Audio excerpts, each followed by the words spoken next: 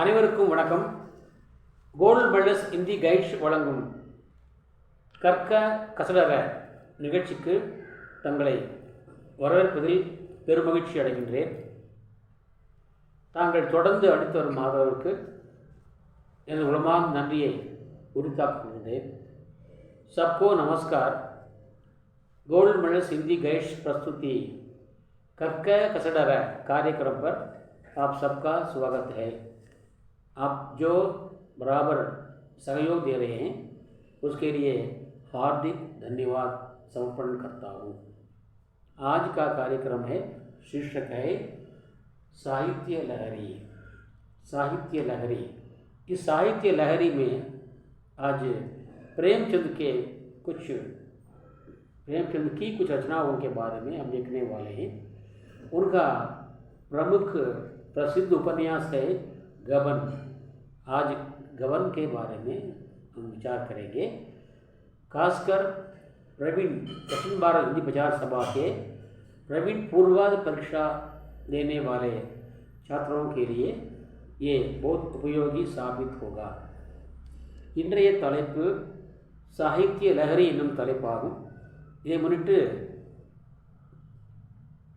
உபன்யாஸ் சம்ராட் பிரேம்சந்த் அவர்கள் எழுதிய கபன் என்னும் நாவலை பற்றி நாம் இப்பொழுது பார்க்க போகிறோம். இந்த நாவல் தற்பொழுது தக்ஷிண பாரத் இந்தி பிரச்சார சபாவினுடைய பிரவீன் பூர்வாத் தேர்வு எழுதுகின்ற மாணவர்களுக்கு மிகவும் பயன் உள்ளதாக இருக்கும். ஆகவே இதை கேட்டு அறிந்து பயன்பெற அன்போடு அழைக்கின்றேன். இத்துடன் என்னுடைய உரையை தொடங்குகிறேன்.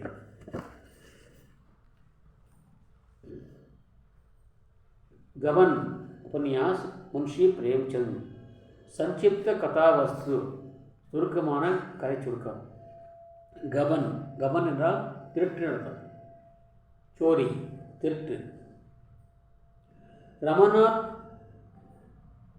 के पिता दयानाथ कचहरी में काम करते थे. रमानाथ इस उपन्यास का नायक है. இந்த நாவலுடைய ஹீரோ அவன் ரமநாத்.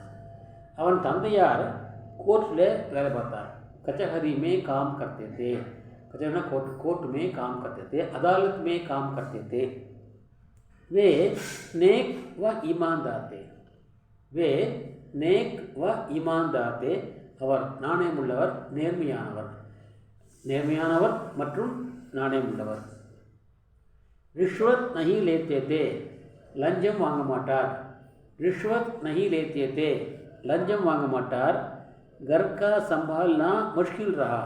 ஆகையால் வீட்டை நிர்வகிப்பது மிகவும் கஷ்டமாக இருந்தது. அப்போ என்ன அர்த்தம்? நீ கவர்மெண்ட் ஆஃபீஸ் எல்லாமே லஞ்சம் வாங்க தான் குடும்பத்தை மேனேஜ் பண்ணுறான்னு என்று சொல்கிறார். அது சொல்லாமல் சொல்கிறார். घर का संभालना मुश्किल रहा. வீட்டை நிர்வாகம் செய்வது கஷ்டமாக இருந்தது. ரமநாத் சத்ரஞ்ச் பிரிய வ உல்லாஸ் பிரியதா. ரமநாத்துக்கு செஸ் பிடிக்கும், அதுபோல் உல்லாசமாக இருக்க பிடிக்கும். நிறைய சுற்றுவான், போவான், வருவான், ஜாலியாக இருப்பான், लग्जर लाइफ विरुम्बान. उल्लास प्रियता. उसकी शादी मुंशी दीनदयाल की बेटी जालपा से हुई. அவனுக்கும் முன்ஷி தீன்தயாளுடைய மகள் ஜால்பாவுக்கும் திருமணம் நடைபெற்றது. उनकी शादी मुंशी दीनदयाल की बेटी जालपा से हुई. जालपा आभूषण प्रिया थी. जालपा आभूषण प्रिया थी. அவளுக்கு வந்து நகை பைத்தியம், நகை ரொம்ப பிடிக்கும், நகை பைத்தியம். उसे चंद्रहार पहनने की तीव्र इच्छा थी. चंद्रहार அந்த காலத்தில் நீங்கள் பார்த்தீங்கன்னா ஒரு 50 years பேக்கெல்லாம் வந்து பார்த்தீங்கன்னாக்கா காசு மாலை போடுவாங்க, மாங்காய் மாலைன்னு சொல்லுவாங்க. வீட்டு போய் அம்மாவுக்கு எடுத்து அம்மா தெரியும், மாங்காய் மாலையே இருக்கும். மாலை மாங்காய் இருக்கும், அது மாலை பெரிய நெக்லஸ்மாக போட்டுக்குவாங்க. அது அந்த காலம் ரொம்ப ஃபேமஸான ஒரு அன்னைக்கு அது மாங்காய் மாலைன்னு சொல்லுவாங்க. அது மாதிரி சந்திரஹார் எல்லா மாதிரியும் இருக்கும். தினாப்புற மாதிரியே அப்படி போட்டு அதே வரிசையாக இருக்கும், சேர்ந்துருப்பாங்க. போட்டு ரொம்ப பிரியம் இருக்குது. சந்திரஹார் ஒரு படம் வந்துச்சு, चंद्रहार படம் வந்துச்சு, எனக்கு தெரிஞ்ச சின்னதாக இருக்கும்போது चंद्रहारன்னு. चंद्रहार पहनने की तीव्र इच्छा थी. माँ ने समझाया, அம்மாவை போட்டிருக்கா, அவங்க அம்மா चंद्रहार போட்டிருக்கா, அவங்க அம்மாவுக்கு பிடிக்கும் चंद्रहार. அம்மா பிடிச்சா மகளுக்கு எனக்கு பிடிக்கும், மகள் பிடிக்காத எப்படி இல்லைன்னு சொல்லலாம் இல்லையா. அம்மாவும் चंद्रहार போட்டிருந்தாங்க. அவள் கேட்குற அம்மா கிட்ட, அம்மா எனக்கு குடும்பம் போட்டுக்கிறேன். அம்மாவுக்கு ஆசை தானே, அவர் கூட நான் கொடுக்க மாட்டேன், உனக்கு கல்யாணம் நிச்சயம் பண்ணுவோம், அவங்க போடுவாங்க. உனக்கு மேரேஜ் வந்து ஃபிக்ஸ் ஆகும்போது அவங்க போடுவாங்க. யார் போடுவாங்க? மாப்பிள்ளை வீட்டாக போடுவாங்கம்மா, நீ என்ன கேட்காத. அந்த அம்மா நைஸா एस्केप आयी. माँ ने समझाया, शादी के अवसर पर ससुराल वाले चंद्रहार पहनाएंगे. திருமணத்தின் பொழுது அந்த சந்தர்ப்பத்தில் வந்து மாப்பிள்ளை வீட்டார் உன்னுடைய புது வீட்டுக்காரர்கள் அந்த चंद्रहार உனக்கு அணிவிப்பார்கள், அதனால் வெயிட் பண்ணு சொல்கிறாங்க. वो चंद्रहार के सपने में डूब गई. அது எப்படி என்ன படிச்சு, எப்போ அங்கே அந்த மாறு வரும், எப்போ चंद्रहार வந்து அந்த கனவிலே அவள் மூழ்கி விட்டாள்.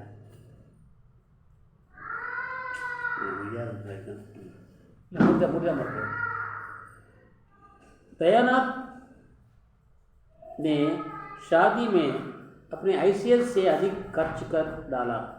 दयानाथ திருமணத்திலே தன்னுடைய அந்தஸ்துக்கும் அதிகமாக செலவு செய்தார். हैसियत से ज़्यादा खर्च कर डाला, அந்தஸ்துக்கும் அதிகமாகவே செலவு செய்தார். वे कर्जदार बने, அவர் கடன்காராகிவிட்டார். நிறைய செலவு பண்ணார், கடன் வாங்கி செலவு பண்ணார், கடனாளி ஆனார். बहुत के गहने बेचकर कर चुकाना चाहा. அவர் மருமகளை போட்டு வந்த அந்த நகையெல்லாம் விற்று கடனை அடைக்க விரும்பினார். இப்போது இருக்குது, நிறைய பேர் நடக்குது. மருமகள் போட்டு தான் அப்போவே ஒரு மாதத்துலேயே எங்கள் பொண்ணுலாம் வந்து 3 மாதம் வச்சுருக்காங்க, நகையெல்லாம் போட்டாங்க வச்சுருக்காங்க. இன்னும் பழம் இன்னும் வேலை வாங்க முடியல. கல்யாணம் 3 மாதத்தில் எல்லாரையும் आदि से सही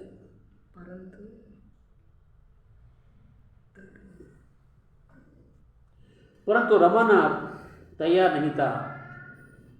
ரமணாசர் வந்து தயாராக இல்லை, அதாவது தன்னுடைய மனைவியுடைய நகையை விற்று கடனை அடைக்க அவன் தயாராக இல்லை. उसने पत्नी के गहने चुराकर कर चुका दिया. நேரடியாக சொல்லாமல் என்ன பண்ணா, நேரடியாக சொன்னால் வெளியே வந்து நான்லாம் நகையை வாங்க மாட்டோம், அதெல்லாம் நான் பரம்பரைக்கு போல கிடையாது சொல்லிவிட்டு அவன் என்ன செய்தான் தெரியுமா, அவளுக்கு தெரியாமலேயே நகையை திருடி கடனை கட்டிவிட்டான். வெளியே என்ன காமிச்சான், வெளியே நகை திருட்டு போச்சு. நான்லாம் விற்க மாதிரி இல்லைப்பா, நான் விற்க மாட்டேன்ப்பா என்று சொல்லிவிட்டு தெரியாமல் நகையை திருடி கடனை கட்டிவிட்டான். அதுதான் கவன், வச்சுக்கலாம் கவன். जब रमानाथ नौकरी में लग गया, अब रमानाथ नौकरी में लग गया. இதுக்கு முன்னே வேலைக்கு போனதில்லை, இப்போ வேலைக்கு போய் சேர்ந்தான். केवल 30 रुपया वेतन, 30 रुपया था. சம்பளம் மாதம் 30 ரூபாய், வேतन 30 रुपया था. உங்களுக்கு ஆச்சரியமாக இருக்கும். நான் முதலாக வந்து கவர்மெண்ட் ஜாப் சேரும்போது எனக்கு சம்பளம் தெரியுமா, கவர்மெண்ட் ஜாப் 130 ரூபா. நான் முதலாக அரசு வேலையை சேர்ந்தபோது ஆசிரியராங்க கவர்மெண்ட் ஸ்கூலில். அப்போ 130 ரூபா சம்பளம், அவ்வளோ கம்மி. இதுக்கு முந்தைய காலம் 30 ரூபாய், 30 रुपया. ऊपरी आय भी 100 रुपये थी. அதாங்க விஷயம். ஊப்பரி ஆயினா மேல் வருமானம், மேல் பணம் எடுத்தோம் அப்படின்னு எடுத்தோம். லஞ்சம், லஞ்சம் எவ்வளோ மாதம் எவ்வளோ வரும், 100 ரூபா வரும். சம்பளம் 30 ரூபா, லஞ்சம் 100 ரூபாய். ஊப்பரி ஆய் 100 रुपये थी. इससे वो रईसी मनाता था. இதனால் அவன் பணக்கார மாதிரி கொண்டாடுவான். ரईஸ்னா பணக்கார, செல்வந்தன். ரईसीனாக்கா செல்வந்தரை போல அவன் என்ஜாய் பண்ணான், கொண்டாடினான். அந்த பணத்தை வைத்துக்கொண்டு சைர் சினிமா ஆதி மே கர்ச்சு படுத்தா கயா. டூர் போவான், உல்லாசப்படம் போவான், சினிமாவுக்கு போவான், நாடகத்துக்கு போவான், ஆகியவற்றில் வந்து செலவு வளர்ந்து கொண்டே போயிற்று. கர்ச்சு படுத்தா கயா, செலவு வளர்ந்து கொண்டே போயிற்று. ஜால்பா கே ஆபூஷன் பிரியதா கோ நிபானே உதார் மே ககனே கருதே. ஆனால் ஜால்பா என்ன பண்ணுறா, நகை வேணும் சொல்கிறா. அவள் நகை பிரியத்தை நிறைவேற்ற என்ன பண்ணா, கடனுக்கு நகை வாங்கி கொடுத்தான் அவளுக்கு. உதார் மே ககனே கருதே, கடனுக்கு நகை வாங்கினான். गहने पहनकर जालपा सभा सोसाइटी में जाने लगी. இப்போ பொண்ணு கிளப்பு, லேடிஸ் கிளப்பு அங்கேங்க போக ஆரம்பித்தா. நகையை காமிக்கிட்டே அழகாக இருப்பாப்பா, நகையை காட்டு பாடு லேடிஸ் அப்படி தானே நகையை காட்டுவாங்க. இப்போ கலையை பாடுறி, மோதிரம் பாடுறி, இவனோட வளையல் கம்மல் பாடி காட்டுவாங்க. லேடிஸ் பழக்கம் அப்படி தான். இவளும் அங்கிட்டு போக ஆரம்பித்தாள். जालपा के कंगन का पर मुग्ध होकर वकील इंद्रभूषण की पत्नी रतन ने कहा. जालपा பொறுத்த வளையல் பார்த்தாள், கங்கனக வளையலை பார்த்து ரொம்ப ஆச்சரியப்பட்டாள். மிக மகிழ்ச்சி அடைந்தாள். அவருடைய நண்பர், இந்த லேடிஸ் கிளப் வருவா, சொசைட்டி வரக்கூடிய வக்கீல் இந்திரபூஷனுடைய மனைவி, அவள் பேர் வந்து ரத்தன். அவள் சொன்னாள், मुझे इसी तरह के कंगन बनवा दे. ஸ்வீட்ஸ் அப்படி தானே, இதே மாதிரி ப்ராடக்ட் கொடுத்து எனக்கு எப்படி இந்த ஸ்வீட் செய்கிறதே சொல்லி கொடுறே அப்படிம்பாங்க. லேடிஸ் அப்படி தான், எனக்கு இதே மாதிரி விளையாட வந்துக்கு நீ எனக்கு வாங்கி கொடு, இல்லை செஞ்சு கொடு அப்படின்னு கேட்டாள். உஸ்னே ரமாநாத்கோ 600 रुपये दिए. அவள் ரமாநாத்துக்கு 600 ரூபாய் கொடுத்தாள். நான் நம்ம சொன்ன கவர்மெண்ட் ஜாப் போகும்போது எவ்வளோ தெரியுமா இது தங்கம்? 300 ரூபா. ஒரு சவரன் 300 ரூபா தான். ஒரு சவரனே முதல்லையே 38,000 ரூபா இன்றைக்கி. வெறும் 300 ரூபா, 38,000 ரூபாய்ங்க. ஆனால் அப்போ வாங்க மாட்டாங்க, இப்போ வாங்குறாங்க. இன்றைக்கி நிறைய பேர் கவலை பண்ண நீ தான் நகை நகைகிறாங்க. நகை வீடு இப்போ அதை கிடையாது. யாரும் வீடு வளைய மாட்டான்.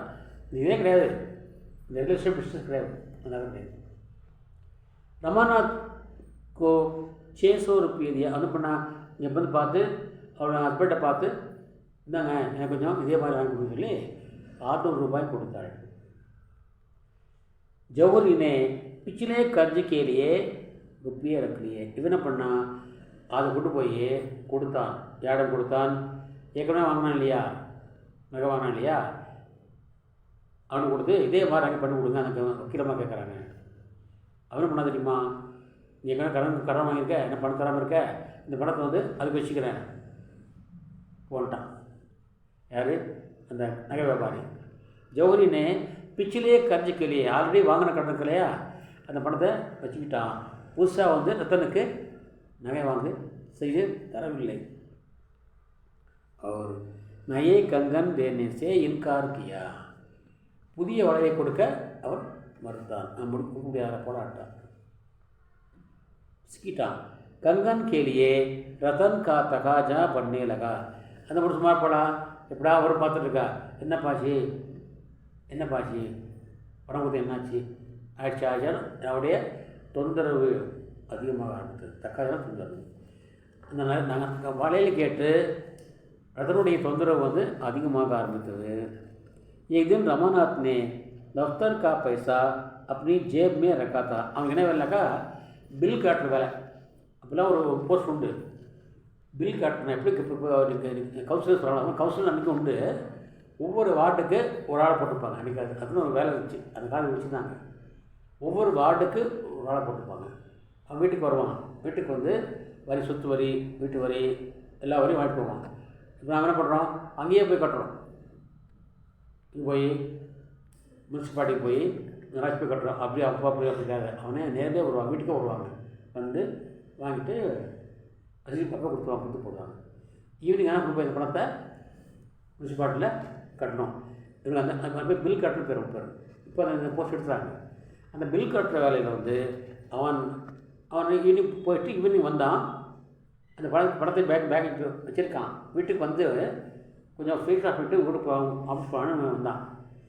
ஆனால் இந்த பொண்ணு பார்த்து ஜோபில் பணம் பார்த்துச்சு. என்ன பண்ணுச்சு, அந்த பணத்தை எடுத்து அங்கே கொடுத்துச்சு.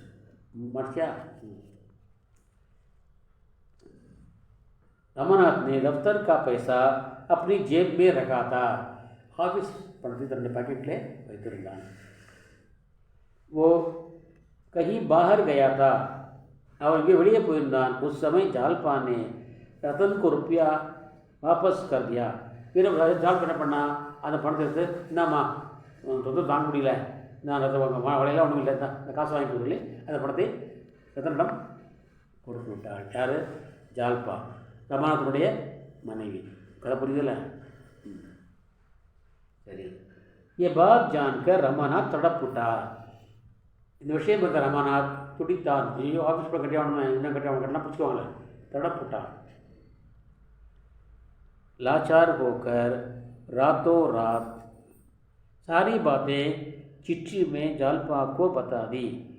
வேறு வழி இல்லாமல், லாச்சார் போக்கார், வேறு வழி இல்லாமல் எல்லா விஷயங்களையும் ஒரு கடிதத்தில் வந்து எழுதி வச்சுட்டு ஜால்பான்னு சொல்லிட்டான். ஜால்பா ஒரு லட்டு போட்டான், எழுதி வச்சுட்டு போயிட்டான், எழுதி போயிட்டான்.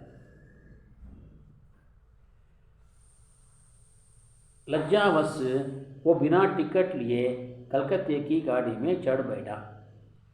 வெளி சொல்ல வைக்கும், எனக்கு எல்லாம் பயந்தாங்க, தப்புக்கு பயந்தாங்க. வெட்கத்தின் காரணமாக அவங்கள்ட்ட டிக்கெட்டுக்கு பணம் இல்லை, அது ஒரு காசு இல்லை அவங்ககிட்ட. என்ன பண்ணான், கல்கத்தா போகிற ட்ரெயினில் உட்காந்துட்டான். எஸ்கேப் போயிடலாம், இதான் பிடிச்சிக்குவான்னு சொல்லி எஸ்கேப் போயிட்டான். தேவதீன் கல்கத்தே கா சஜ்ஜன்தா. அடுத்த கேரக்டர் தேவதீன். அவர் வந்து கல்கத்தாவோட ஒரு நல்ல ஒரு ஜென்டில்மேன், நல்ல மனிதர், உயர்ந்த மனிதர். टिकट कलेक्टर के सामने रमानाथ की मजदूरी देख उन्होंने टिकट के पैसे अदा कर दिए. அவரும் ட்ரெயினில் பழைய ட்ரெயினில் வராரு, போயிட்டுருக்காரு. அவனுக்கு டிக்கெட் கட்ட வர்றாரு. டிக்கெட்டை வாங்கிக்காரு. இவர் கொடுத்துட்றாரு. பக்கத்தில் உட்காந்துருக்கான். கேட்குறா, எங்கே டிக்கெட்டுப்பா? இல்லைங்க. அப்படியே திட்டாரு. இவர் பூரா பார்த்துட்ருக்காரு. ஏதோ ப்ராப்பராக சொல்லிட்டாரு. சரிப்பா, நான் தர சொல்லி அந்த டிக்கெட் பணத்தை அவனும் கொடுத்து அவனை கூடவே கொடுக்குறாரு. இங்கே கல்கத்தாவுக்கு. अब रमानाथ देवदीन के साथ रहने लगा. இப்போ ரமாநாத் देवदीनोடு वसिக்க आरंभिத்தார். रमानाथ की इस बात का भय था कि रुपयों की चोरी की अपराध में पुलिस उसका पीछा करेगी. ரமாத்துக்கு என்ன பயம் என்றால், அவன் வந்து ஆஃபீஸ் பணத்தை திருடுமா இருக்கான், நான் திருடன்ல, கையாள பண்ணல, அதனால் போலீஸ் என்னை பின்தொடர்ந்து வரும் என்று அவனுக்கு பயம். இங்கே போலீஸ் வந்து தொடர்ந்து வரும் பயம். इसी डर से वो दिन भर घर में ही बैठा रहता. அந்த பயத்தில் என்ன பண்ணுவான், பகல் முழுவதும் என்ன பண்ணுவான், வீட்டிலேயே உட்காந்துருப்பான், வெளியே போக மாட்டான். घर में बैठा रहता. शाम को बाहर निकलता. ஏன்னா வெளியே வருவான், உள்ளே வர மாட்டான், पुरस्कार पत्र द्वारा जालपा को सारी बातें मालूम हुई. அந்த கடிதத்து மூலமாக எல்லா விஷயங்களும் ஜால்பாவுக்கு தெரிந்துவிட்டது. கடிதத்து மூலமாக எல்லா விஷயங்களும் ஜால்பாவுக்கு தெரிந்துவிட்டது. उसने अपने गहने गिरवी रखकर दफ्तर के पैसे चुका दिए. அவன் என்ன பண்ணான், இந்த நகையை வந்து அடக வைத்து விட்டு அந்த பணத்தை கொண்டு ஆஃபீஸுக்கு போய் பணத்தை கட்டிவிட்டாள். அதை புரியுதுமா? நகை அடகு வச்சு பணத்தை கொண்டு போய் ஆஃபீஸுக்கு பணம் கட்ட. போலீஸ்கார பிரச்சனை வராது, இவருக்கு வேண தெரியாது. இவன் என்ன பண்ணுறான், பயந்துகிட்டே இருக்கான், தலைமனமாக இருக்கான். சரி,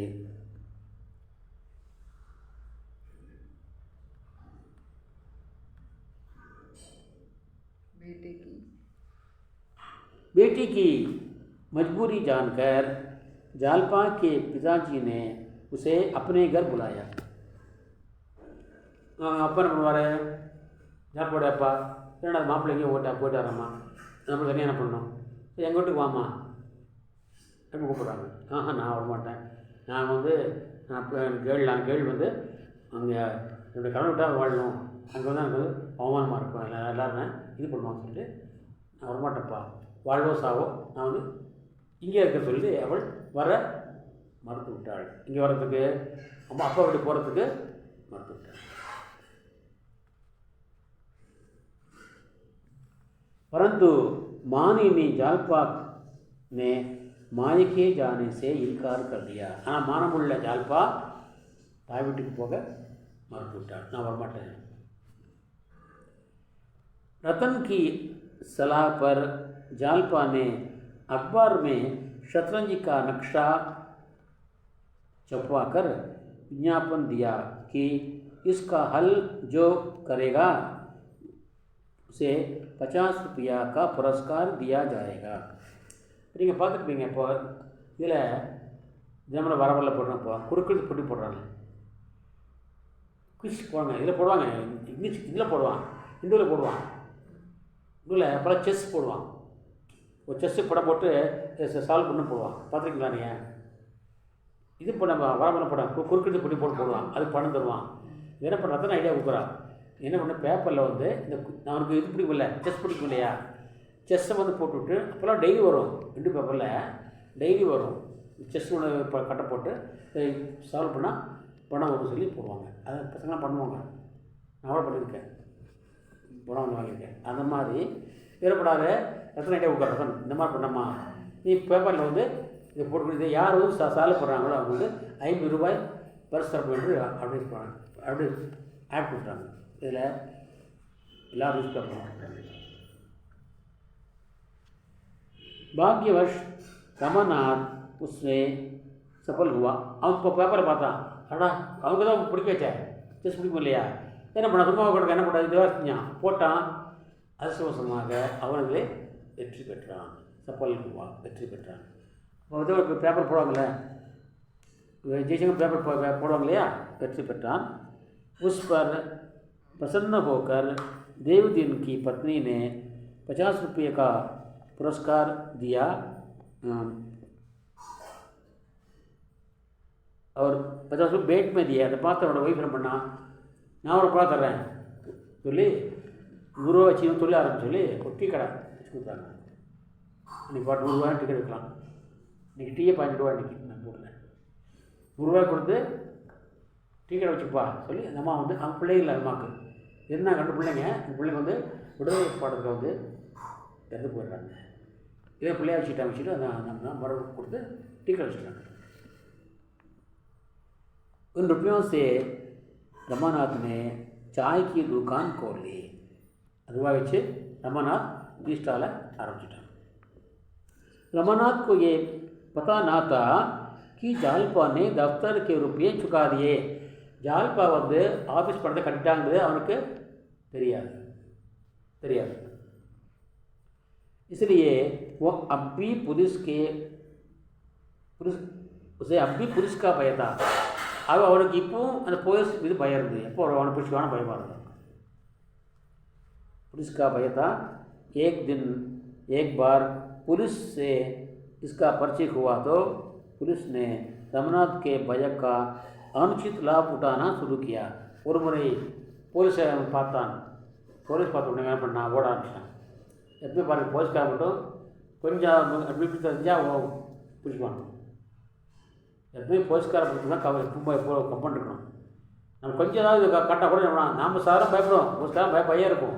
ஆனால் பயந்தான் பிடிச்சிக்குவாங்க. தெரியுமா போலீஸ்காரன் ஏதோ சம்திங் ராங் சொல்லி பிடிச்சி வேணுன்னா ஏதாவது கேஸில் அப்படி விடுவான். இவன் பண்ண அவனை ஒரு நாள் போலீஸை பார்த்தான். ஒரு போலீஸ் அவனுக்கு பயம் வந்துச்சு. கூட என்ன பண்ணால் பிடிச்சி போயிட்டான். பிடிச்சிட்டு போய் எல்லா வருஷம் கேட்டு தெரிஞ்சுக்கிறாங்க. போகிறோம் அவங்க தெரியும், அவங்களுக்கு போலீஸ்காக தெரியும், படம் கட்டாங்கன்னு தெரியும். வேணும்னே வந்து இந்த பயத்தை வச்சு நம்ம என்ன பண்ணாங்க வந்து பிளாக்மெயில் பண்ணுறாங்க. யார்? போலீஸ்காரங்க. என்ன பிளாக்மெயில் பண்ணுறாங்க, இந்த கோர்ட்டுக்கு வந்து பொய் சாட்சி சொல்லணும். பொய் சாட்சி சொல்கிற வேலையை அவங்க கொடுத்துட வச்சுங்க. பொய் சாட்சி சொன்னாக்கா நான் வந்து என்ன வந்து கோர்ட்டில் போலீஸை பிடிக்க மாட்டாங்க என்று சொல்லி அவனை தவறாக பயன்படுத்தி கொள்ள பிளாக்மெயில் பண்ண ஆரம்பித்தாங்க போலீஸ்காரங்க. उस मुखबिर होकर निर्देश लोगों को जेल में डालना शुरू किया. அவனை வந்து பொய் சாட்சியாக வைத்துக்கொண்டு, அதாவது இதாக அப்ரூவராக வைத்துக்கொண்டு குற்றமற்றவர்களாம் வந்து ஜெயிலே போட ஆரம்பித்தது போலீஸ். समाचार पत्र द्वारा देवदीन का पता लगाकर जालपा उसके घर गई. சரி, அவன் ஜெயிச்சான் இல்லையா, அதில் பேர் அட்ரஸாக போட்டிருக்கு. உன் பேர் அட்ரஸ்லாம் போட்டு பேப்பரில் வந்துச்சு. டிஸ்கிரிப்ஷனில் வந்து இவர் வந்து ஜெயிச்சாரு அப்படின்னு அட்ரஸ் உடனே ஜாப்பாக செஞ்சு போச்சு. அதான் கொடுத்துக்கா. அப்போ வெயிட் பண்ணிப்பால நான் யார் கொடுத்தா பார்ப்போம்ல, யாராவது கொடுத்தா என்ன பார்ப்போம்ல. வந்து போச்சு. அட்ரஸ் ஜெயில் ட்ரெஸ் போடுங்க. ஒரு என்ன பண்ணிட்டாவோ டைம்லேயே இங்கே போயிட்டா देवी வீட்டுக்கு कोलकाता पहुंचा। रमानाथ का सारा हाल उसे देवदीन ने बताया। ரமாநாத் எல்லா விவரங்களையும் தேவதீன் அவளுக்கு சொன்னான். இந்த மாதிரி அவன் பயந்துட்டு இருந்தான், போலீஸ்காரன் பிடிச்சாங்க, உடனே கொடுத்தான், அவன் வந்து இந்த மாதிரி பொய்சாட்சிக்கு பயன்படுத்துகிறாங்க என்று சொல்லிட்டான். ஜால்பா रमानाथ को पाकर बेहद खुश हुई। रमानाथை பெற்றவுடனே பார்த்த உடனே ஜால்பா வந்து எல்லையற்ற மகிழ்ச்சி அடைந்தார். रमानाथ की झूठी गवाही के कारण पैसा खूब मिलने लगा। रमानाथ இப்போ அந்த पैसा சொல்லுறாங்க காரணமாக நிறைய பணம் வர கிடைக்க ஆரம்பிச்சது. போலீஸ்காரர் ஆரம்பிச்சாங்க. वो पुनः अमीरीगिरी बरतना शुरू किया। மறுபடியும் அவன் प्रकार एंजॉय பண்ண आरंभ विटान। पुलिस ने रमानाथ को खुश करने वेश्या जोहरा का प्रबंध किया। அதாவது அவனுக்கு வந்து ஐசைக்குன்னு சொல்லி என்ன பண்ணான், ஒரு வேஷ்யாவை ஒரு கால்களை இருக்கா அரேஞ்ச் பண்ணாங்க. நீ போய் அவன் வந்து இப்போப்பா நமக்கு ஜாலி பட்டேரு பண்ணி அவனை வந்து நம்ம வந்து மட்டும் போட போகிறான்னு சொல்லி போஸ்ட்காரங்க பண்ணுறாங்க. அந்த காலத்தில் வச்சு பாருங்கள். அந்த காலத்துலேயே रमानाथ के शिष्ट व्यवहार से जोरा ने इरादा बदले। ரமநாத் என்ன பண்ணுறான், நல்ல பையன் தானே அவன், கொஞ்சம் ஜாலி பண்ண அவ்வளோதான். இப்போ அவ்வளோதான் முதல்ல கெட்ட பையன், இந்த மாதிரிலாம் படி கேட்குறேன். நான் அவனுக்கு ஜால்பாவுக்கு ரொம்ப பாசம். அதனால் என்ன பண்ணுறான், எல்லாரும் சொல்கிறான், உண்மையை சொல்கிறான் வச்சுக்க அவன்கிட்ட. யார்கிட்ட, ஜோஹரா கிட்ட, அது வேஷா கிட்ட. அவன் ஒன்று அப்புறம் மாறிட்டுறான். ஐயோ நான் இந்த பையனை வந்து அப்போ கெடுக்க பார்த்து சொல்லி அவன் மாறிட்டுறான். இவனை பார்த்து அவள் தன் தொழிலை மாற்றிக்கொள்கிறாள். वो रमानाथ की हितैषी बन गई। வெல்விஷர் அவன் வெளியாக போனவோ கடைசியாக அவனுக்கு வந்து வெல்விஷராக மாறிவிட்டார். दिनेश रमानाथ की झूठी गवाही का शिकार होकर जेल में था। தினேஷ் அவன் கேரக்டர் அவன் தான் வந்து கல்கட்டாவிலே வந்து ஒரு சிறந்த ஒரு சமூக சீர்திருத்த சோசியல் ரீஃபார்மர், சமூக சீர்திருத்தவாதி. அவனை போஸ்ட்காரன் பண்ணாங்க, உடனே போட்டு இவன் பைசா சொல்ல வச்சு ஜெயிலை போடுறாங்க. இவன் தான் சாட்சி சொல்கிறான், பைசா சொல்கிறான், ஜெயிலை போட்டாங்க. जालपा अपने पति के अपराध के प्रायश्चित के रूप में दिनेश के घर गई। जालपा தன்னுடைய கணவருக்கு செய்த குற்றத்துக்காக பிராயச்சித்தமாக பரிகாரமாக அதனோட வீட்டுக்கு போகிறான். ஜெயிலுக்காக பாருங்க, அவங்க வீட்டுக்கு போகிறான். जालपा போகிறான். गई उसके घर वालों की सेवा में लग गई। அவங்க வீட்டுக்கு முடியலாமல் இவர் வந்து சர்வீஸ் பண்ண ஆரம்பித்தாள். சாப்பிட போட்டெல்லாம் போகிறது. அதை விட்டு உதவிகள் கவனிக்க ஆரம்பித்தாள், நிர்வகிக்க ஆரம்பித்தாள். रमानाथ को अपनी झूठी गवाही का पछतावा हुआ। அப்போ தான் தெரியுது, நான் வந்து பொய்சாட்சி சொல்லி வந்து ஒருத்தனை வந்து நான் சிப்பேஷன் சொல்லி இப்போ தான் அவனுக்கு வந்து உண்மை தெரியுது. இந்த மாதிரி என்ன பண்ணுறாங்க சொல்லி அவனுக்கு மன வருத்தம் ஏற்பட்டு பச்தாவா हुआ, மன வருத்தம் உண்டாயிற்று. उसके न्यायाधीश से मिलकर असलियत बता दी। அவன் ஜட்ஜிக்கிட்ட போனான். அடிச்சு ஜால்பா ஜோஹரா 3 பேரும் ஜட்ஜை பார்க்குறாங்க. பார்த்து உண்மையை சொல்லிவிட்டான். நான் போய் சார் சொன்னாங்க, அவன் மேலே குற்றங்கள் சொன்னேன், உண்மையை சொல்லிவிட்டான். इस पर सभी छूट गए, எல்லாருமே விடுதலையாயிட்டாங்க. रमानाथ पर झूठे गवाह का अभियोग हुआ। அவன் சும்மா இருப்பாங்க, இத்தனை பேர் இது உள்ளொருத்தங்க இல்லை, அது தப்பு தான். அது நீ பொய்சாட்சி சொன்ன குற்றம் ரமாநாத் சுமத்தப்பட்டது, அவன் தப்பு தானே, அது தப்பு தானே, அவங்க மேலே கேஸ் போட்டாங்க. जोहरा और जालपा के बयान से रमानाथ भी तैयार हो गया। जोहराவும் ஜால்பாவும் போய் கோர்ட்டில் வாக்குவாதம் தர்றாங்க. இவன் தப்பு இல்லை பயமுறுத்தி போலீஸ்காரங்க என்ன பண்ண சொன்னேன், 2 பேரும் விடுதலையாயிட்டாங்க. சரி. इसी बीच रतन विधवा हो गई। அங்கே ரத்தன் இருந்தா இல்லையா, வக்கீல் பொண்டாட்டி அவள் உதவி ஆகிட்டாள். வக்கீலுக்கு தம்பி ஒருத்தர் தான். அவன் என்ன பண்ணான், அவன் அண்ணன் பையன் சுற்றுப்புறாங்க பிடிக்கிட்டு இவ்வளோ வந்து வெளியே அனுப்பிச்சிட்டான். ரத்தனை நம்மளும் கேமரா வளையல் போட்டு காத்தால என்ன இருக்கும். वो भी जालपा के पास आ गई. அவளும் அட்ரஸ் செஞ்சுட்டு இங்கே வந்துட்டான். जालपा कब வந்துட்டா. आ गई. देवदीन के प्रयास से देवदीन ने प्रयाग के पास एक गांव में जमीन ली. देवदीन मेन कैरेक्टर பூனே அவர் தான். देवदीन அலகாபாத்துக்கு பக்கத்திலே ஒரு கிராமத்திலே நிலம் வாங்கினார். वहाँ खेती करके जीवन बिताने लगा. அங்கே விவசாயம் செய்து வாழ்க்கை கழிக்க ஆரம்பித்தான். इतने में रतन की मृत्यु हुई. அதுக்குள்ளாக வந்து ரத்தன் இறந்து விடுகிறாள். रतन की मृत्यु हो गई. गंगा के किनारे डूबते हुए बच्चे को बचाने के प्रयास में जोगरा भी गंगा में डूब गई. கங்கை கரையில் வந்து குடிக்க போகும்போது ஒரு பையன் தண்ணியில் மூழ்கிட்டான். அவனை காப்பாற்றும் முயற்சியிலே 2 பேருமே மதிச்சு போடுறாங்க. யார், ரத்தனும் ஜோகராவும் இருவருமே இறந்து விடுகிறாங்க. இப்படி கொண்டுறப்ப பாருங்க, அவருடைய அந்த ஜோகரா வந்து ஒரு வேஷ்யாவை கடைசியாக வந்து தேவதையாக மாற்றி சேர்ப்பாருங்க. அவரும் இறந்து விடுகிறார். रतन और जोरा की स्मृतियाँ और देवदीन और जालपा के जग्गों के त्याग की स्मृतियाँ को संजोए हुए जालपा और देवदीन का जीवन. जालपा और देवदीनपा सारे रमानाथ का जीवन आनंदमय बीतने लगा. ரத்தன் மற்றும் ஜோஹானுடைய நினைவுகளை சுமந்து கொண்டு தேவதனுடைய ஜக்கோவுடைய அவங்க ஒய்ஃபை ஜக்கோ அவருடைய நினைவு சுமந்து கொண்டு ஜல்பாவுடைய வாழ்க்கை ரமண வாழ்க்கையானது மிக ஆனந்தமயமாக கழிய ஆரம்பித்தது. तो ये गबन की कहानी है. और आगे इसके साथ मैं आज का ये भाषण समाप्त करता हूँ. कल के लिए जो शीर्षक है उस तब तक के लिए आपसे விதா लेता हूँ. இத்துடன் இன்றைய இந்த தலைப்பு சாகித்ய அளவிலே கபன் என்ற இந்த நாவல் கதை நிறைவுபடுகிறது.